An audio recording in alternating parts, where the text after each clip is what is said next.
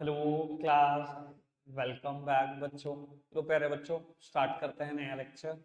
बेटा, income and employment chapter पूरी unit past year question के साथ पैक है।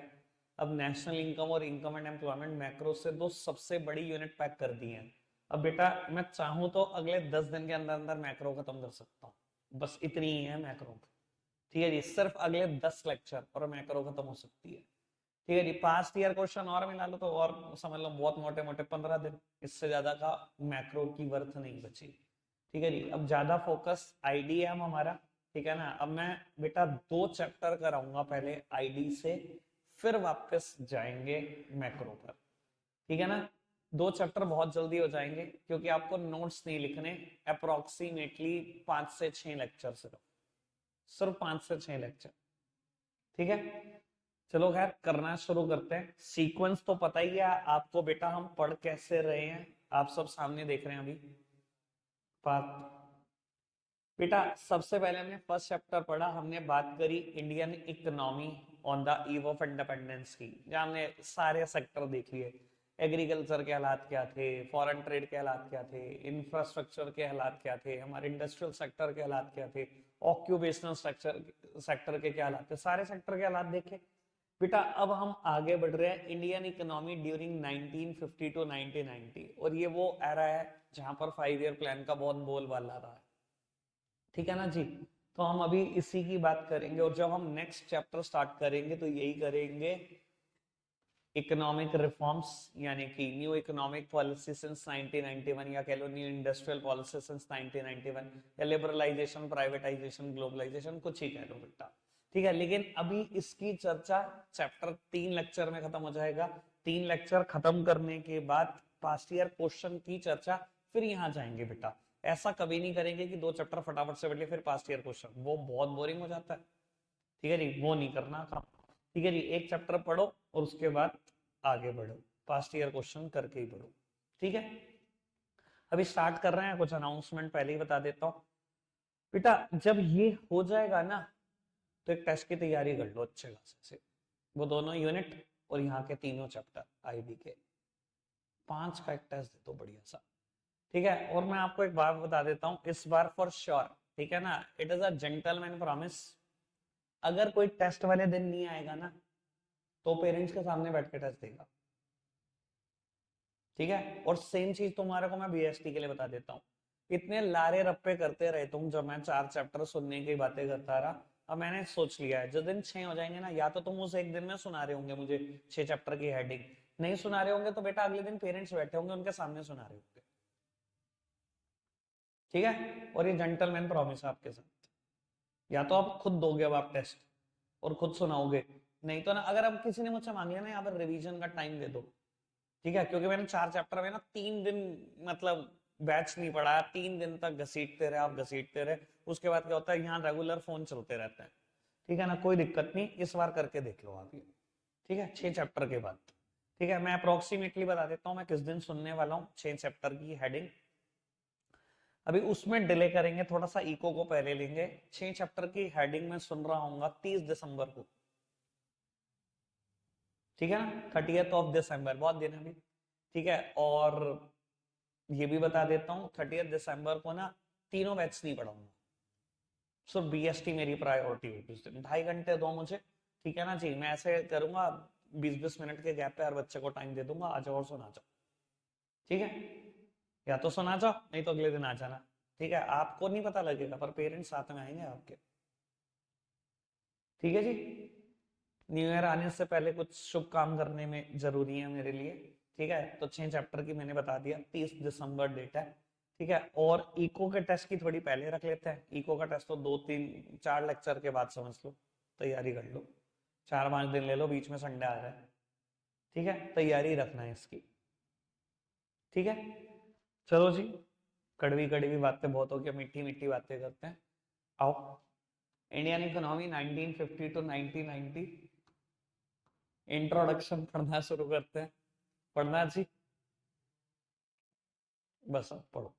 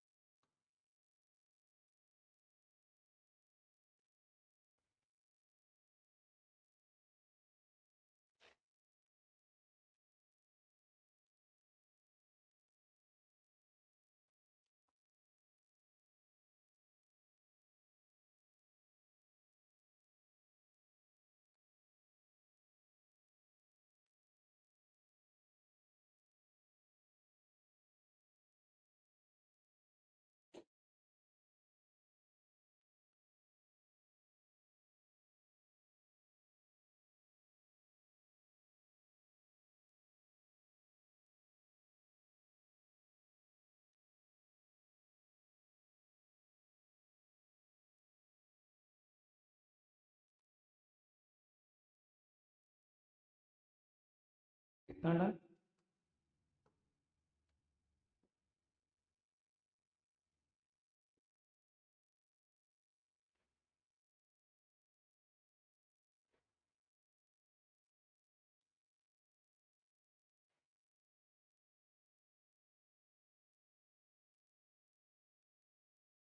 डन।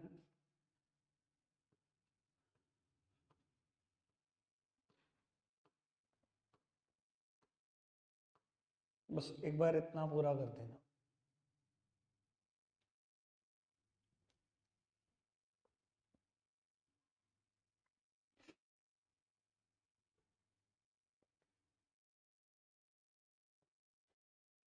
चलो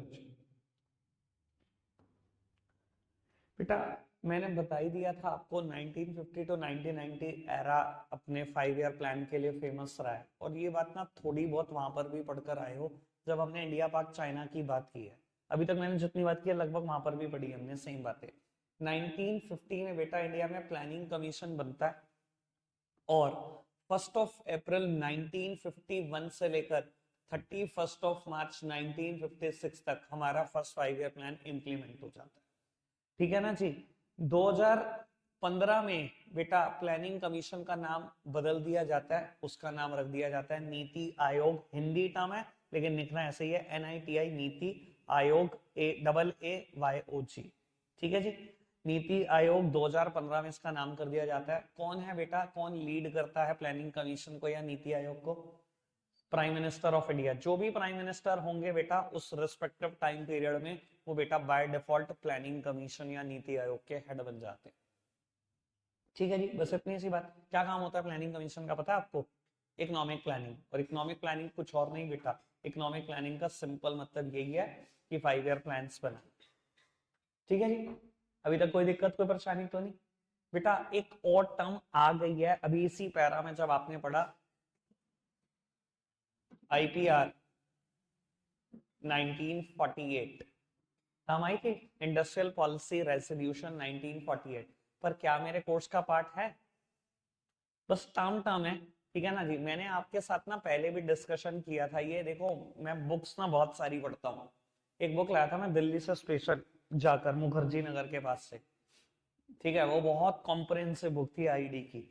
तो जब मैंने उसमें पढ़ा था ना, तो उसने मैंने कम कम 7 से 8 IPR एक्सप्लेन किए हुए थे। IPR 1948, उसके बाद IPR 1956 आया जिसकी मेन फोकस है हमारे सिलेबस का वो। उसके बाद 73 में भी दोबारा IPR आए, 76 में दोबारा IPR आए। ठीक है ना जी। और IPR 1991 का बड़ा फेमस है, LPG। वो पॉलिसी रेजोल्यूशन ही है, इंडस्ट्रियल पॉलिसी रेजोल्यूशन ही है। तो बेटा 7-8 बार इंडस्ट्रियल पॉलिसी रेजोल्यूशन पास हुए हैं, पर बेटा कोई भी मेरे कोर्स का पार्ट नहीं, ये भी मेरे कोर्स का पार्ट नहीं है। ठीक है जी। इंट्रोडक्शन में आपने आपने ये भी पढ़ लिया होगा, जवाहरलाल नेहरू जी के बारे में कुछ पढ़ा होगा कि हम उन्होंने कौन सा इकोनॉमिक सिस्टम इंडिया को देना चाहा। देखो उनको पसंद तो बहुत ज्यादा था सोशलिस्ट सिस्टम, पर बेटा सोशलिस्ट सिस्टम की ना एक परेशानी है जो चाइना ने अडॉप्ट किया था इनिशियली। क्या होता है बेटा वहां पर? what to produce, how to produce and for whom to produce, these decisions are taken by the government only। ठीक है ना जी। और गवर्नमेंट क्या करती है बेटा, सोशलिस्ट इकोनॉमी में ना बेटा कोई भी प्राइवेट ओनरशिप नहीं होती, कोई भी चीज प्राइवेट ओन्ड नहीं होती, everything is owned by government. यानी कि आप अपनी बैलेंस शीट में एक लैंड नहीं दिखा सकते, चाहे आपने खरीदी हो अपने पैसों से। अगर गवर्नमेंट सोशलिस्ट इकोनॉमी अडॉप्ट कर लेगी तो सारी ऑटोमेटिकली जितनी प्राइवेट प्रॉपर्टीज है it will be transfer to the government of India. ये चीज पसंद नहीं थी जवाहरलाल नेहरू जी को।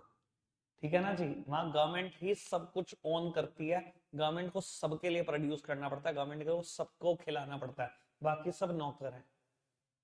ये समझ लो, वो नौकरी कर रहे हैं, मालिक सिर्फ गवर्नमेंट रहेगी। गवर्नमेंट को लगेगा अच्छा 140 करोड़ लोगों के जूते भी बनवाने हैं, तो गवर्नमेंट ही प्रोडक्शन करवाएगी, करवाएगी किनसे? इन्हीं लोगों से। सब ये नौकरी कर रहे होंगे। गवर्नमेंट को लगेगा अच्छा नहीं, इनके घर एल्यूमिनियम फॉइल भी खत्म हो जाएगा, एल्यूमिनियम फॉइल भी बनवाओ, यानी कि हर प्रोडक्ट बनवाने की जिम्मेदारी गवर्नमेंट की। गवर्नमेंट भैया पागल हो जाती इंडिया जैसे देश में सोशलिस्ट इकोनॉमी ले आती तो बेटा उन्होंने क्या करा, उन्होंने कैपिटलिस्ट इकोनॉमी और सोशलिस्ट इकोनॉमी के बीच का रास्ता ढूंढने की कोशिश करी, उसका एक्सट्रीम वर्जन, उसका एक ऑप्टिमाइज वर्जन ढूंढने की कोशिश करी, और वो ऑप्टिमाइज वर्जन मिक्स्ड इकोनॉमी ही है। ठीक है जी। पता ही है सबको, हमने मिक्स्ड इकोनॉमी अडॉप्ट करी है, तो 11th क्लास से ही सुन रहे होंगे आप। ठीक है ना जी। वो और बातें भी जाननी है अभी हमें कैपिटलिस्ट, सोशलिस्ट और मिक्स इकोनॉमी पर, ये पहले पढ़ेंगे और अच्छे से पढ़ेंगे बेटा। ये पैराग्राफ पढ़ना शुरू करो बेटा।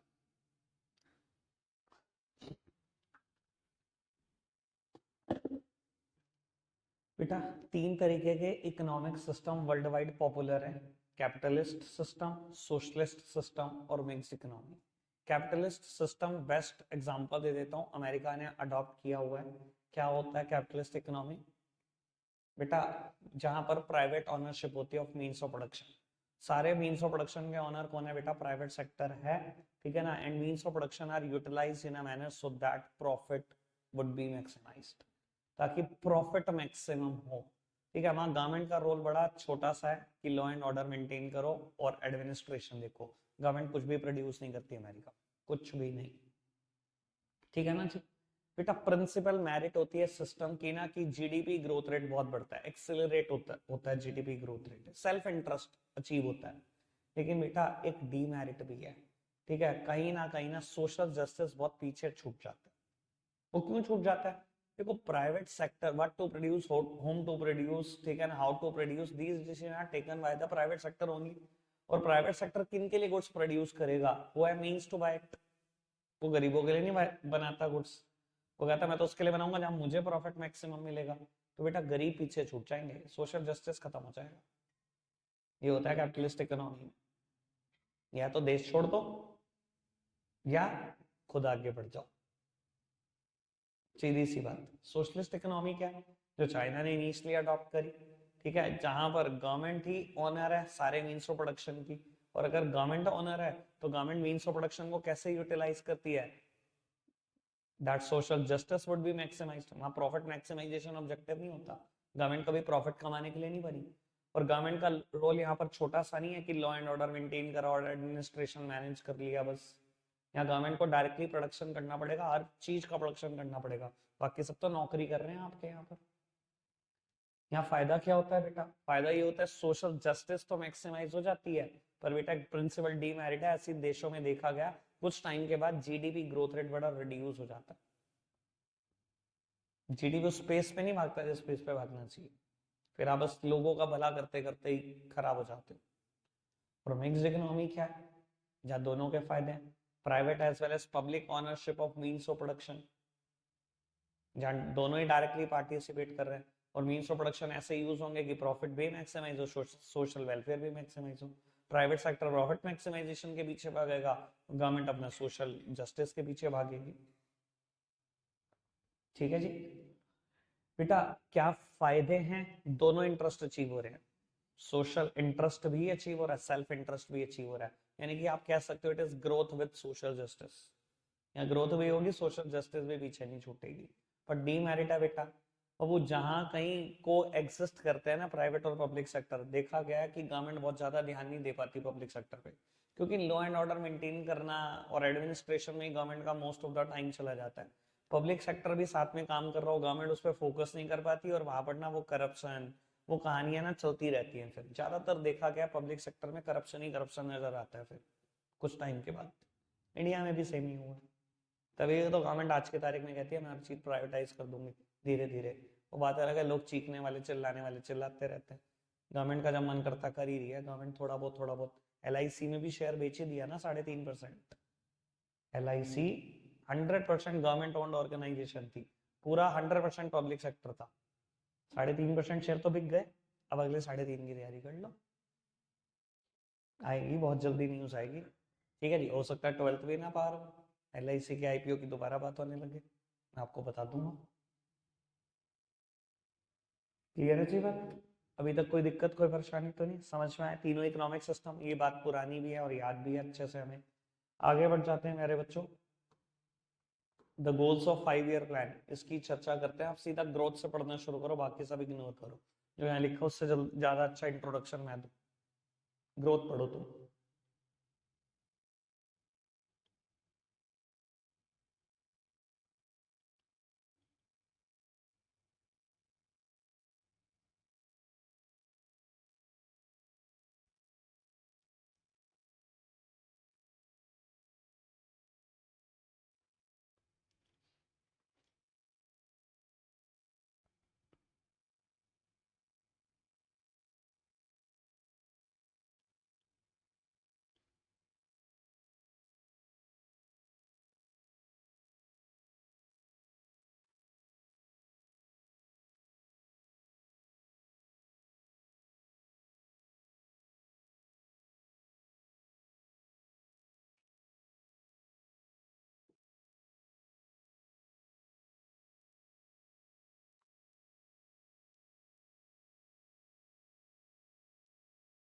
ठीक है जी, मॉडर्नाइजेशन पढ़ना जी।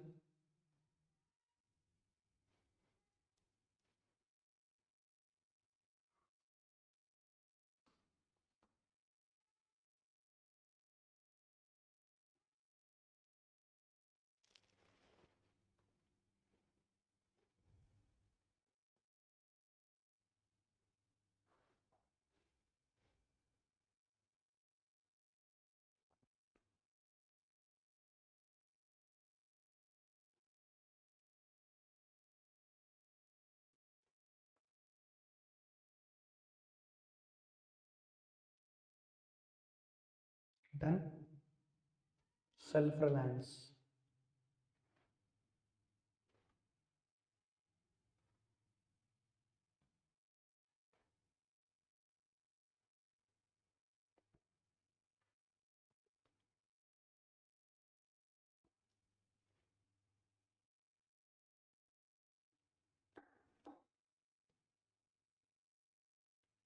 आगे कर दो। लो जी, स्लाइड पूरी करो फटाफट से। सेल्फ रिलायंस, जल्दी से स्पीड बढ़ाकर करो बेटा, मुझे चारों आज पढ़ा कर जाना।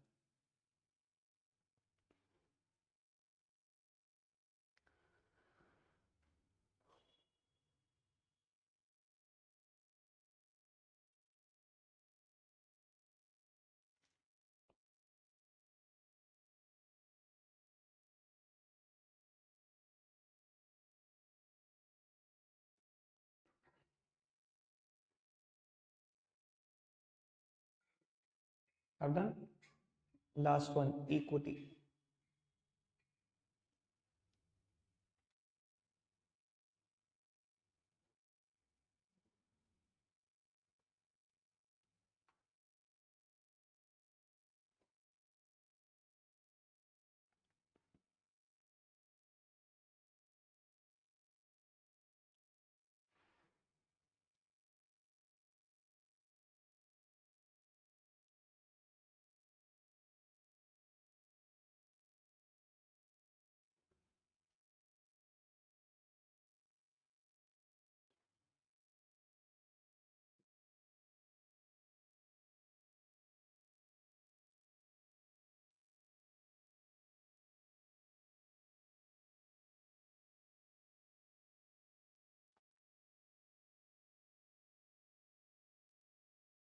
चलो जी बेटा, ये जो गोल्स लिखा था उसका इंट्रोडक्शन लिखा था ना, उससे बेटर बात कर देता हूं मैं।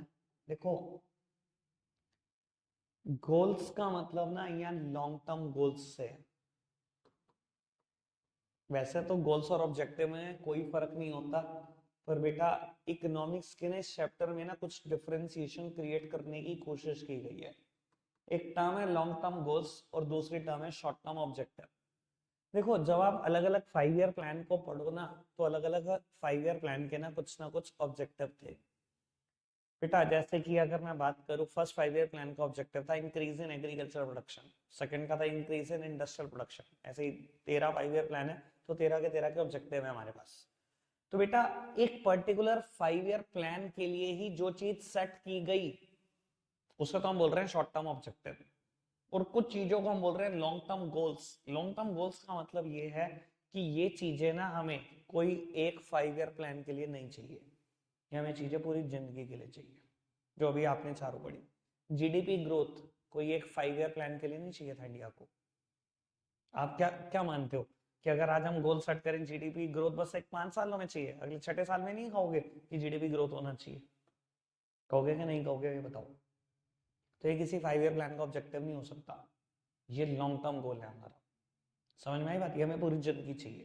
तो चारों चीजें हमें पूरी जिंदगी चाहिए, ठीक है, जिसमें आपने जीडीपी ग्रोथ पढ़ा, मॉडर्नाइजेशन पढ़ा, सेल्फ रिलायंस पढ़ा और इक्विटी पढ़ा। सबसे पहली शुरुआत इक्विटी पे करता हूँ। ये लगभग लगभग फ्योल के प्रिंसिपल जैसी बात भी है बेटा। इक्विटी का मतलब इक्वल डिस्ट्रीब्यूशन से नहीं है, इसका मतलब इक्विटेबल डिस्ट्रीब्यूशन से है। क्या फर्क है इक्वल डिस्ट्रीब्यूशन और इक्विटेबल डिस्ट्रीब्यूशन? इक्वल डिस्ट्रीब्यूशन का मतलब है all the people in the society will get the equal share in the national income. बताओ, कोई है ऐसी सोसाइटी जो कह देगी हाँ सबको बराबर मिलना चाहिए? ओके, समानी जी से भी पूछ लो एक बार। मान जाएंगे क्या वो सबको बराबर मिलना चाहिए? बेटा इक्वल डिस्ट्रीब्यूशन सच में कोई सोसाइटी नहीं चाहती। कोई नहीं चाहता प्रिंसिपल की सैलरी और चपड़ासी की सैलरी बराबर हो जाए, बैंक मैनेजर और बैंक क्लर्क की सैलरी बराबर हो जाए। सबकी अलग अलग जिम्मेदारियां, तो सैलरी भी उस हिसाब से होनी चाहिए, इक्वल तो नहीं होना चाहिए। बेटा इक्विटेबल कहता है differences allowed but with in a limit, and the basis of difference should be qualification, background, experience. हाँ डिफरेंस अलाउड होना चाहिए, पर एक सर्टेन लिमिट तक ही तो होना चाहिए ना। ऐसे थोड़ी भैया एक अरबों हमारा और एक फकीर है, ये डिफरेंस तो नहीं होना चाहिए ना। इंडिया में क्या आपको पता ही है, और चाहिए क्या ये भी पता ही है। हमें तो यही चाहिए ना सच में, ठीक है ना। हमेशा का वही एग्जाम्पल वो पता ही है। डॉक्टर एक सर्जरी को परफॉर्म करता है, घंटे में 1 लाख मांग लेता है। बाहर खड़ा हुआ वॉचमैन 8,000 रुपए महीने में काम कर रहा है। The difference is too large to be socially justified. ठीक है जी। उसके बाद बेटा सेल्फ रिलायंस की बात कर लो, जिसको एक दूसरी भाषा में हम सेल्फ सफिशिएंसी भी बोलते हैं। बेटा सेल्फ सफिशिएंसी क्या होते हैं?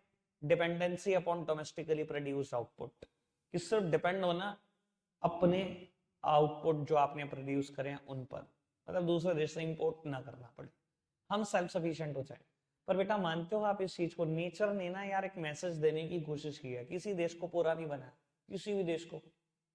कोई नहीं कह सकता मेरे पास सब कुछ है। नेचर तो एक का तो मैसेज ये था ना कि तुम सब एक हो, इकट्ठे रहोगे तो ही कामयाब हो, अलग अलग रहोगे बाउंड्रीज में बांट दोगे तो मरोगे ही मरोगे। और हमने वही करा, बाउंड्रीज में बांट लिया अपने आप को। ठीक है जी। क्या इंडिया सेल्फ सफिशिएंट हो सकता है? कभी भी सर नहीं हो सकता। बट लेकिन हम जो यहाँ पर जिस सेल्फ सफिशिएंसी की बात कर रहे हैं ना, वो बात कर रहे हैं सेल्फ सफिशिएंसी इन फूड ग्रेन्स। हम बाकी चीजों में सेल्फ सफिशिएंट नहीं हो सकते, कोई भी देश नहीं हो सकता, बट एटलीस्ट फूड ग्रेन्स में सेल्फ सफिशिएंट हो जाओ, कि अगर कोई भी देश सपोर्ट ना करे दुनिया का, खाने पीने के ला लेना पड़े। समझ में आ रही बात? क्यों ऐसा क्यों सोचा इंडिया ने? क्योंकि बेटा 1965 में ना हम भुगत चुके हैं। दूध का जला छाछ को भी फूक के पीता है, जबकि छाछ ठंडी होती है। अब दूध का जला उसे लगता है भैया छाछ भी गर्म ना हो जाए, वो भी ना गिर जाए। 1965 इंडिया पाकिस्तान को लाहौर तक घसीट कर ले गया था। इतने में यूएसए की एक धमकी आती है, वापसी लौट जाओ अपने देश, वरना यहीं से भी फूड ग्रेन्स रोक रहा हूं एक्सपोर्ट। उस टाइम पर इंडिया फूड ग्रेन्स में सेल्फ सफिशिएंट नहीं था। ठीक है जी।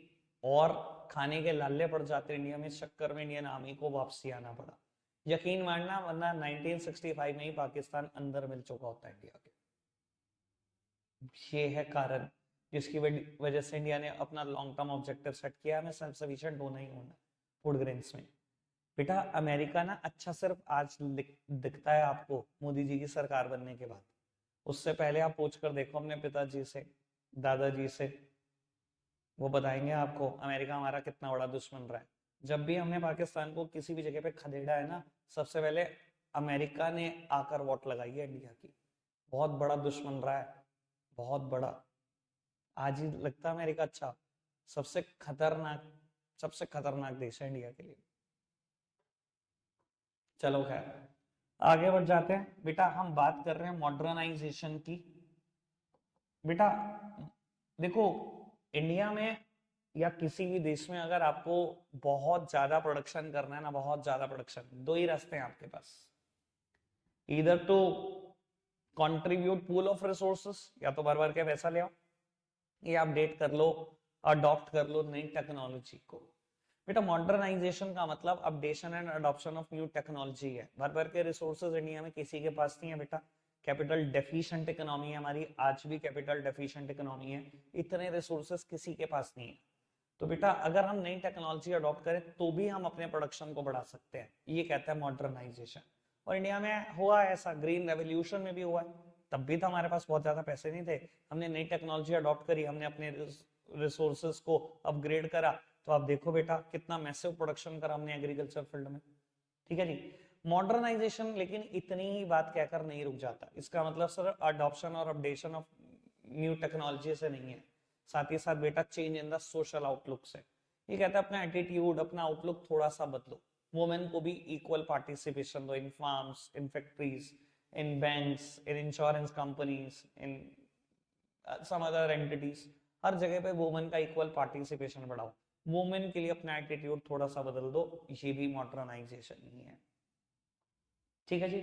और रही बात जीडीपी ग्रोथ की, सबसे आसान बात, बेटा जीडीपी का मतलब सभी जानते हैं, current flow of goods and services में कंट्रीब्यूट करना, ठीक है जी। और जब हम कंट्रीब्यूट कंसिस्टेंटली करते रहते हैं तो बेटा उसे हम इंक्रीज बोलते हैं, उसे हम ग्रोथ बोलते हैं, ठीक है ना। और हम चाहते हैं बेटा ये जो current flow of goods and service है ना, ये कंसिस्टेंटली इंक्रीज होते चले जाए, एक दिन नहीं रोज होते चले जाए, कोई एक 5 ईयर प्लान नहीं, सालों साल होते चले जाए।